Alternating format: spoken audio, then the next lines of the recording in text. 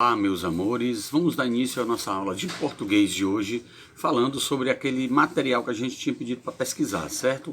A diferença entre tem sem acento, tem com acento. Vamos lá, qual seria essa diferença? É bem simples você identificar o tem sem acento e o tem com acento e onde utilizar. Qual seria a diferença entre as formas verbais tem sem acento e tem com acento circunflexo? É isso que nós vamos aprender nesta sessão. Vamos observar essa fotografia e a seguir vamos ler a legenda abaixo dela, certo? Para que a gente possa responder algumas questões. Observem bem a fotografia que está aí aparecendo, tá? Agora, Samuel tem uma característica que seus colegas não têm: os olhos azuis. Talvez não dê para identificar, né? Mas tá aí, certo? Os olhos azuis do Samuel. Agora, observe a frase. Samuel tem uma característica que seus colegas não têm: os olhos azuis. Bom, a forma verbal tem, sem acento, ela concorda com a palavra Samuel, singular. A forma verbal tem, com acento circunflexo, concorda com a palavra colegas, que está no plural. Ou seja, resumo, quando nós usamos o tem sem acento, quando nós nos referimos a algo no singular. Quando é que nós usamos o tem com acento circunflexo? Quando nós estamos nos referindo a algo que está no plural. Ou seja, algo que está na primeira pessoa do singular, o ele, né, ou ela, e o tem com acento circunflexo, algo que esteja na terceira pessoa do plural, eles ou elas. Então, quando eu estou me referindo a algo no singular, eu uso tem sem acento, né? Tipo, o jogador Maxwell tem um bom desempenho na parte física. Tem sem acento, que eu estou me referindo a ele, a uma pessoa, ao singular. Mas se eu vou falar sobre os jogadores, né? Os jogadores têm um bom desempenho na parte física, né? Os jogadores têm. Esse tem seria tem acentuado, com circunflexo. Por quê? Porque eu estou me referindo aos jogadores, está no plural. Então, tudo que acompanhar, né, que estiver ligado ao singular, eu uso tem sem acento. Que tiver ligado, relacionado ao plural, é tem com acento, tá bom, gente? Agora vamos para o novo item, né, que a gente também pediu para dar uma pesquisada, que eu pedi, né? O vem sem acento e o vem com acento. A regra, pessoal, é a mesma. A regra significa a mesma. Ou seja, um sem acento, no caso, é utilizado na terceira pessoa do singular, que é o ele e o ela, né? E o 2 aí, o vem com acento circunflexo, é utilizado nessa forma verbal, ela é utilizada na terceira pessoa, mas do plural, quando eu estou me referindo a mais de uma quantidade. Vamos ler aqui um pouco. A presença ou a ausência do acento circunflexo nessas formas verbais também está relacionada à ideia de singular e plural, isso que eu tinha explicado para vocês, tá? Aqui no número 1, observe a fotografia e a fala abaixo, né? No caso assim, e a fala abaixo da fotografia, que a gente vai dar uma averiguada ao lado, nem abaixo, né? Seria mais ao lado. E em seguida, contorne as formas verbais presentes na fala do professor. No caso aí da fotografia, a professora, né? Meus alunos vêm de famílias de origens diferentes. A Lu vem de uma família de chineses e o Jorge vem de uma família de mexicanos. Olha bem, quando ela se relata, quando ela se trata a falar individualmente de cada um deles, da palavra vem, né, que eles vêm da família de chineses, vêm da família de mexicano, quando ela se refere a ele, ela bota o vem sem acento. Quando ela diz meus alunos, é plural, ela não está se referindo a um, ela está se referindo a vários, a mais de um, dois ou mais. Então ela usa o vem com acento. A forma verbal vem sem acento concorda com a palavra Liu, né, e Jorge. Liu, né, eu falei até Lu, mas é Liu, né? Liu e Jorge. A forma verbal tem com acento circunflexo concorda com a palavra alunos, que está no plural. Aquilo que eu tinha falado para vocês, né? A forma verbal, só repetindo de novo, né? Repetir nunca é demais para a aprendizagem. A forma verbal vem sem acento é usado para indicar a terceira pessoa do singular. Já a forma verbal vem com acento circunflexo é usada para indicar a terceira pessoa do plural, ou seja, quando eu estou me referindo, vou falando com mais de uma pessoa. É isso aí, galerinha. E no nosso estudo da língua também a gente vai acrescentar, não pedir para pesquisarem, né? Não foi uma pesquisa que eu passei, né? Vocês sabem disso. Mas a gente também vai estudar o mais e o mas. E também a gente vai complementar com mas, M-A-S com acento, tá? Que tem muita gente que confunde, escreve errado nessa hora. Ah, eu não sei utilizar, eu não sei na frase como usar o mais ou o mas. Eu não sei onde utilizar essa palavra, em que sentido ela significa, o mais ou o mas. Então vamos aprender agora, tá bom? Você já sabe que a palavra mais indica acréscimo de uma quantidade, ou seja, ela dá ideia de coisas do plural, dá ideia de quantidades, né? Eu tenho mais bilas de gude do que Pedro, né? Eu tenho mais bonecos que João ou Rafael, né? Tem mais blusas que eu. Esse mais, ele tá dando ideia de quantidade, né?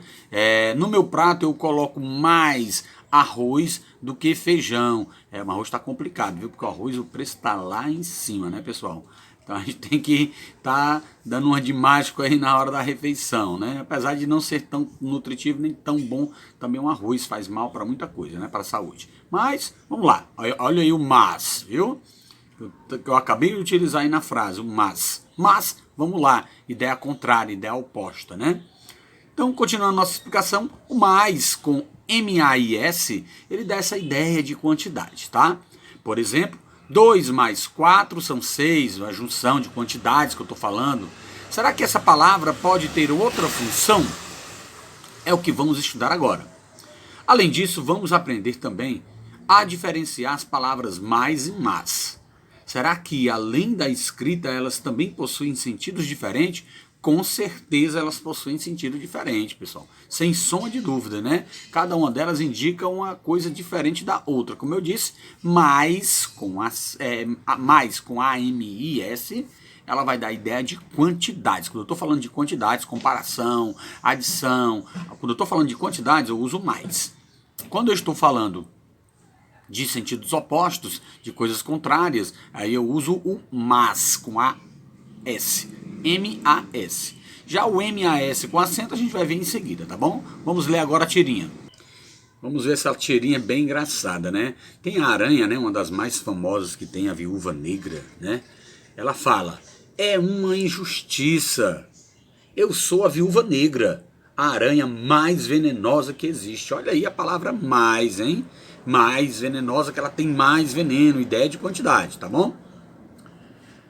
Mas, nos filmes de terror, olha aí o mas dando ideia contrária, tá bom? Mas, nos filmes de terror, os melhores papéis ficam com as caranguejeiras.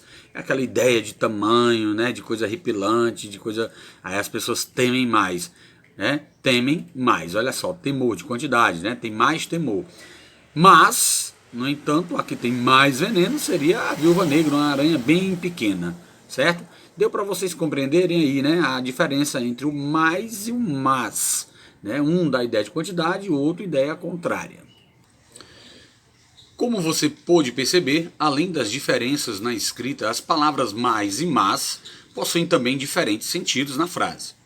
Num quadrinho, né, no segundo quadrinho, o sentido do adjetivo venenosa na fala da Viúva Negra é indicado, né, intensificado pela palavra mais, que ela diz que tem mais veneno, ideia de quantidade.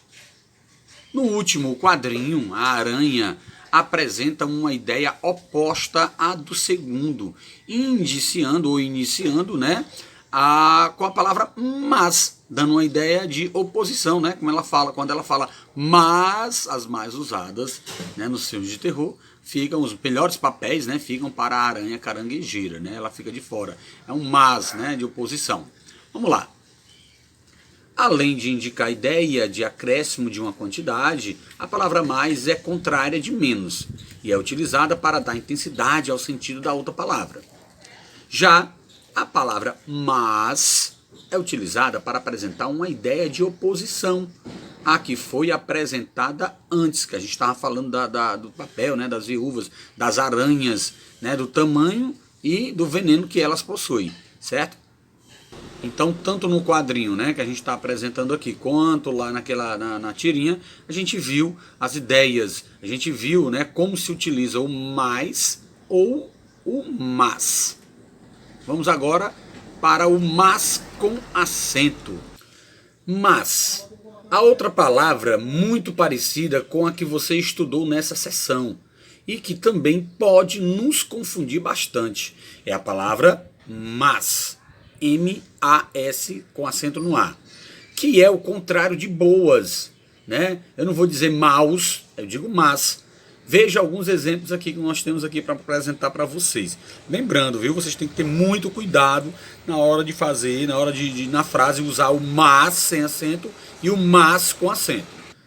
A palavra mas, como eu falei antes, é o contrário de boas, né? Vamos ver aqui alguns exemplos. Ó. Quando abro o jornal, não leio as más notícias, ou seja, as notícias ruins, né? Ele não lê as notícias ruins, as notícias que falam mal, né? Que aparecem coisas mal. A madrasta e as irmãs da Cinderela eram más, né? Quem assistiu o filme A Cinderela sabe disso, né? O que elas aprontaram com a Cinderela. Então aqui diz a madrasta e as irmãs da Cinderela eram más. Más quer dizer que elas eram do mal, né? Faziam maldade com a Cinderela, né? Está no plural, tá? Ele fez más escolhas, né? Quando esse mas, pessoal, é quando eu também estou me referindo à palavra mal no plural, tá? É más escolhas, várias escolhas ruins. Mas depois, olha bem, olha que eu estou utilizando os dois, né? Os dois mas aqui, um com acento e outro sem acento, ó. Ele fez más escolhas. Esse mas com acento dá a ideia de coisas ruins, de coisas negativas que ele escolheu. Mas, ó, a ideia de oposição, viu? Mas depois encontrou o caminho certo, né? Então nessa frase a gente pode até observar a diferença entre eles, né? E quando a gente vai utilizar cada um na frase. Bem, essa foi a nossa aula de hoje. Espero que todos tenham aí compreendido a diferença, né? E onde utilizar cada palavrinha dessa, né? Se possível, revise o vídeo, olhe novamente, né, para tentar aprender. E quando estiver vendo o vídeo, né, escutando, ouvindo, vendo, você acompanhe também junto com o livro para ficar, né, para ter um melhor entendimento do que a matéria está explicando, do que o tio está explicando, tá bom? Um abraço a todos, qualquer dúvida, estamos por aqui. Até a próxima aula.